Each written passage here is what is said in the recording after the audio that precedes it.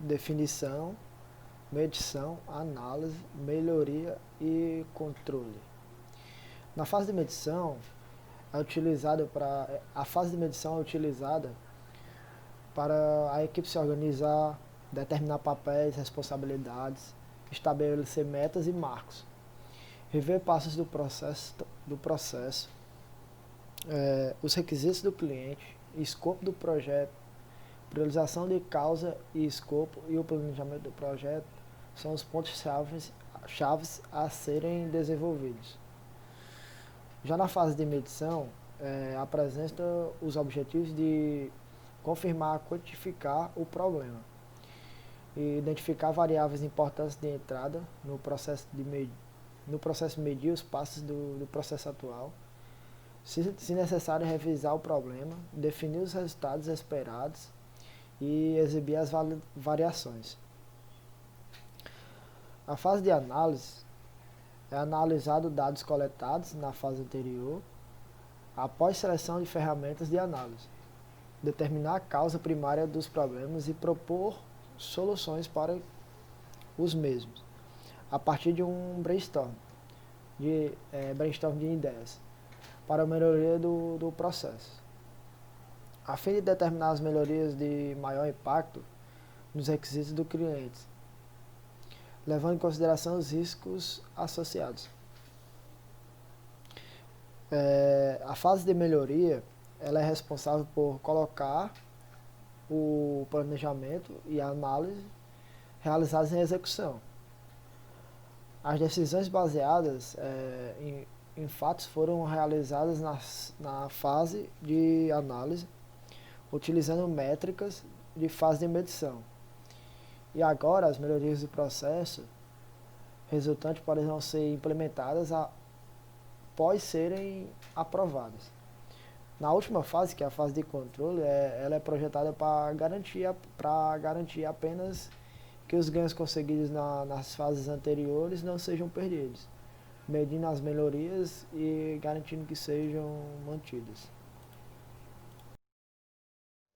Olá, eu sou o Maxwell e eu vou falar do DMake em busca da maximização da qualidade do produto. Bem, no Instituto Atlântico, a maximização da qualidade do produto está diretamente relacionada à minimização dos erros encontrados pelo cliente nos produtos entregues e à maximização da adequação dos produtos às necessidades do cliente. O principal objetivo é a minimização dos defeitos que são reportados pelos clientes após a entrega. O projeto de melhoria foi realizado com base na metodologia DMake, que é um acrônimo das fases que eu iria falar agora.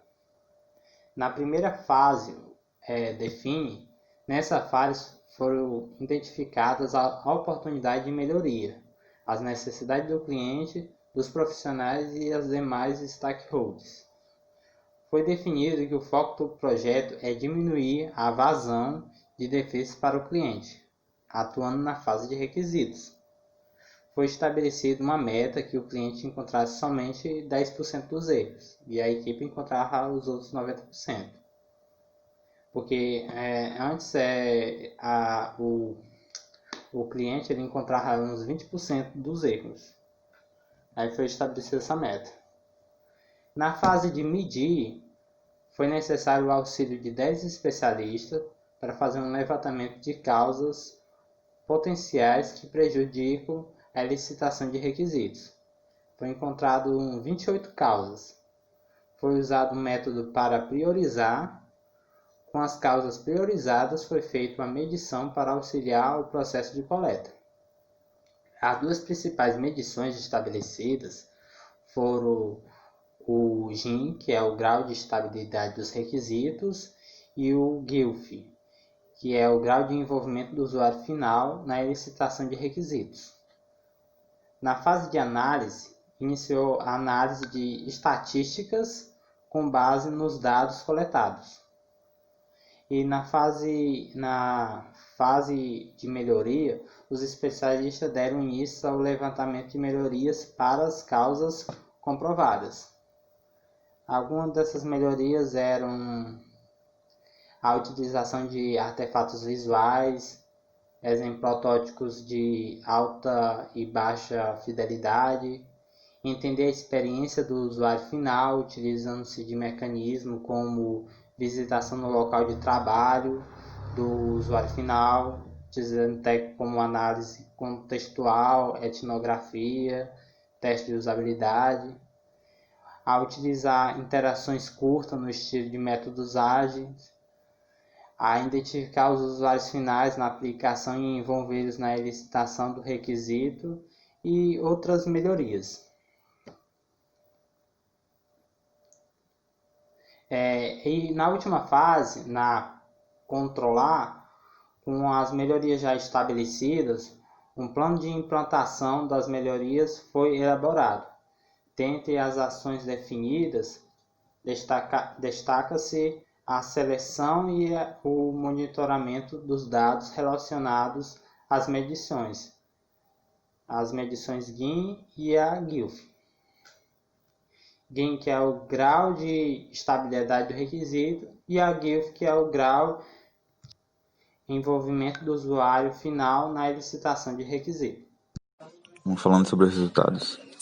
Bom, a maioria já foi citada nas fases do DAMIC, mas há 2 pontos muito importantes de serem citados também, que é, primeiramente, mudanças nos processos de requisitos.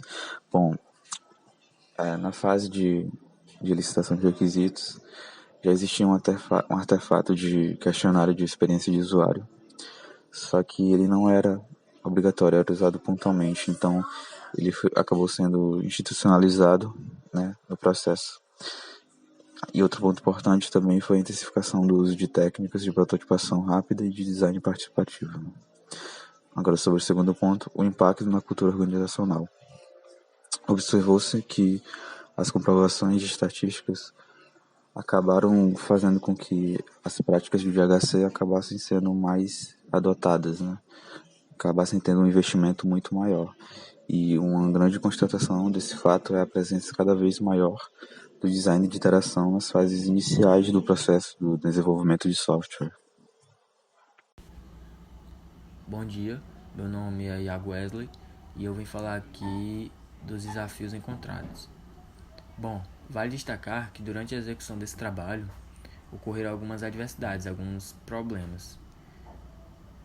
Um deles era que grande maioria dos profissionais que estavam envolvidos no desenvolvimento de software, eles não tinham conhecimento das boas práticas de HC e também não tinham conhecimento dos consequentes resultados do seu uso. Portanto, houve a necessidade, da realização de treinamentos e constantes acompanhamentos regulares desses profissionais. Outro problema que estava de outro lado era na equipe de HC, porque também tinham a parte de HC, a equipe de HC, eles tinham desconhecimento das técnicas do Six Sigma, principalmente na parte da estatística. Aí no caso o problema ele foi minimizado, reduzido pela presença de profissionais da área, que no caso eram profissionais da engenharia de processo. Em relação à conclusão desse trabalho, ele mostrou que através das experiências vividas com Six Sigma, é possível comprovar a significância de um indicador para a análise do grau do envolvimento do usuário final, para o monitoramento da qualidade do produto e também a experiência de usuário. É de total conhecimento também da comunidade de HC a importância do usuário ele se envolver nas etapas de desenvolvimento do software, seja ele direto ou indiretamente. Porém, a gente sabe, todos nós sabemos que devido à subjetividade do tema, do trabalho, ele se torna meio que dificultoso a comprovação da prática. Porém, é possível, muito possível. E por fim, é importante salientar que esse trabalho ele pode ser aplicado como motivador, impulsionador da institucionalização das práticas de HC no desenvolvimento de software, que no caso é a concretização no foco da experiência do usuário, que vai ser feito em grandes organizações que adotam sistemas de controle de qualidade.